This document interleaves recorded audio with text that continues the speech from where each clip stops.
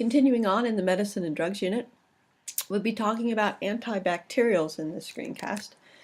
And the objectives of this unit are to explain the historical development of penicillins. There are some key players for you to know. Then how penicillins work and discuss the effects of modifying the side chain. And then discussing and explaining the importance of patient compliance following the directions for a course of medication and the effect of penicillin over prescription. Okay, so antibacterials, also known as antibiotics, are chemicals that are going to inhibit the growth or kill microorganisms. These are usually produced by another microorganism. Now, you don't need to know this. This is just kind of setting the stage. So in 1891, there was a Paul Ehrlich who discovered that methylene blue, which he was using just as an indicator, okay, could be used to treat malaria. Now, he didn't know the structure at the time. It was 1891. There weren't a lot of the analytical equipment that we have today. But he did see that this methylene blue could be used to treat malaria. Okay, and then as early as 1933, sulfonamides were used to treat sepsis, which was an infection of the blood. And you can see this basic structure. This is one of the first ones of this class of drugs that was manufactured. Here is the general formula with these R's just representing alkyl chains. So if we find this S with SN with two double bonded O's, you'll see that this is over here. Oops, I'm sorry. I keep forgetting the nitrogen. All right, so this big structure here really is representing the R1, okay, and R2 and R3 are really just a hydrogen in this structure. All right, so this is the general form of this type of drug. So, moving on, in 1928, Alexander Fleming, and it is important that you know this key player for IB, Alexander Fleming. He was a Scottish microbiologist and he was researching bacteria. He found that a mold called Penicillium notatum prevented the growth of bacteria on culture plates. He wasn't looking for a medicine, he was looking to just learn more about bacteria.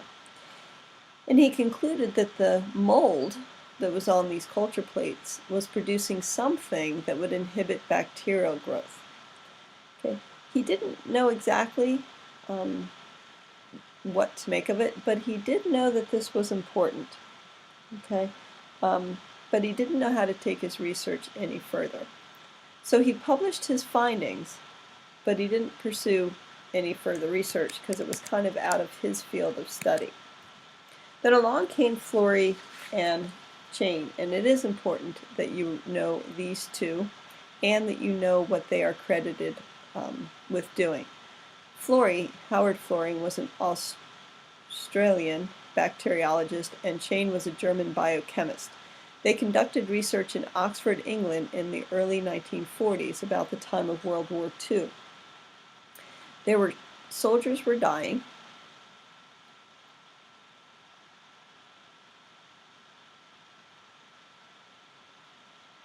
Okay. And they wanted to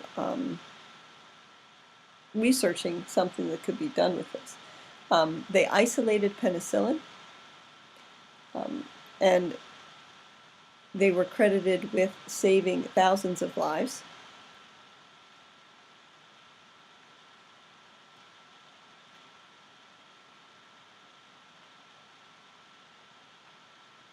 Saving thousands of lives. Okay, Fleming remember the guy who first found it but didn't quite know what to do with it, Florey and Chain were all awarded the Nobel Prize in 1945. An interesting side fact is that the production was moved to the United States because of the war going on in Europe prevented them producing the penicillin in Europe. Okay, continuing in the history of the development of penicillin, Florey and Chain were able to isolate penicillin and use it, but they didn't know much about its structure or its mode of action. Dorothy Hodgkins actually determined the structure of penicillin using X-ray crystallography. And this is a method where X-rays will hit the nucleus and bounce back, and the pattern that results can be used to deduce the structure of chemical compounds. She did this shortly after penicillin was isolated by Florey and Chain, and she was awarded the Nobel Prize in 1964 for her work with insulin and vitamin B12. So going on talking about penicillin, and Penicillin G is one of the first initial structure of penicillin.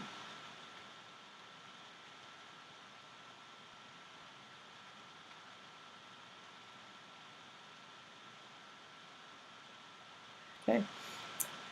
The key structural feature of penicillin is the beta-lactam functional group, and that group is this group right here. It is a square four-membered ring. Right, now keep in mind that usually carbon with 4 bonds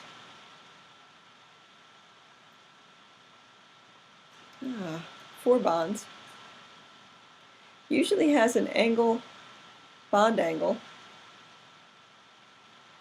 of about 109.5 degrees. Okay. 3 bonds would have about 120. Okay. So if you get down to 90 degrees, because this is a square, so this is a 90 degree, there is a lot of bond stress in this 4-membered ring. Okay, and this makes this more reactive than carbon with a 120 degree or with a 109.5. That 4-membered ring with the stress in that ring makes this functional group more reactive. And that's obviously important to note. So how does penicillin actually work? Well, the beta-lactam, that group, acts as an irreversible inhibitor for an enzyme responsible for building the cell walls. That enzyme is the transpeptidase. And what happens is it inhibits them from building the cell walls. So the wall is weak, and it ends up leaking. It absorbs too much water.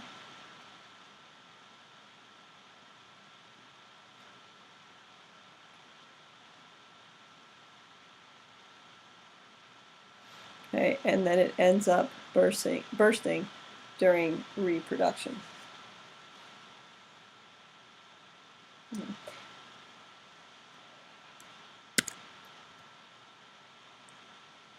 The only problem with this Penicillin G, it was very effective at creating bacterial or treating bacterial infections, but it had to be administered intravenously. And that was sometimes a problem. It couldn't be administered orally because the acid in the stomach would break up the penicillin. So what happened, later versions of this penicillin were modified to be able to survive the GI tract, meaning survive that attack from hydrochloric, and that allowed the penicillins to be treated orally.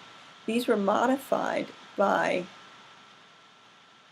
altering this side chain.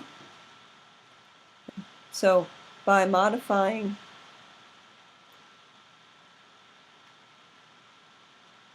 this side chain.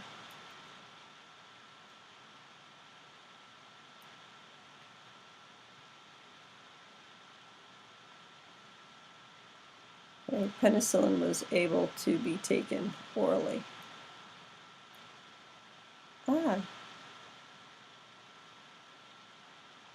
My computer's not keeping up with me.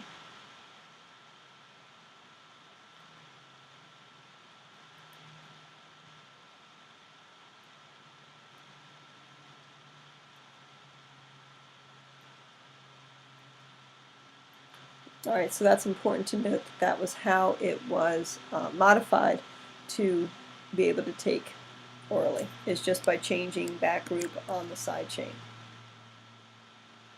All right, now there's a problem with antibiotics and penicillin.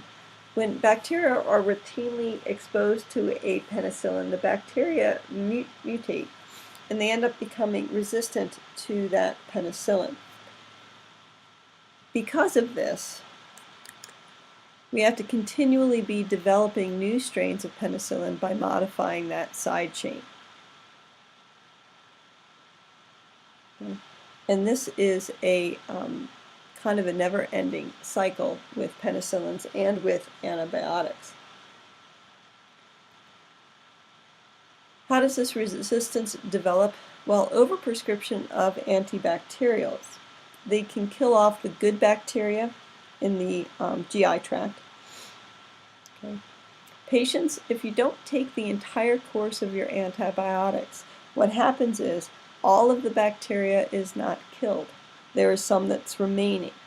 And whatever bacteria is remaining will develop a resistance to the current course of antibiotics. And that's how we come, that's how superbugs are created. Okay. And also the use of antibiotics in animal feedstocks. Mutated bacteria in our feedstock starts to thrive. Okay, so these three things contribute to resistance of bacteria to current antibiotics.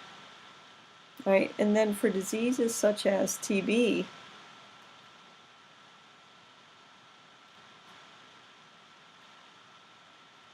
tuberculosis,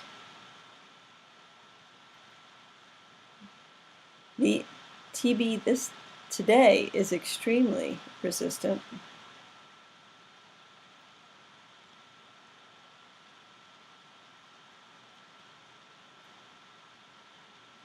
So what ends up happening is you have to use a mix of antibacterials or antibiotics to treat them. Mix of, oh dear.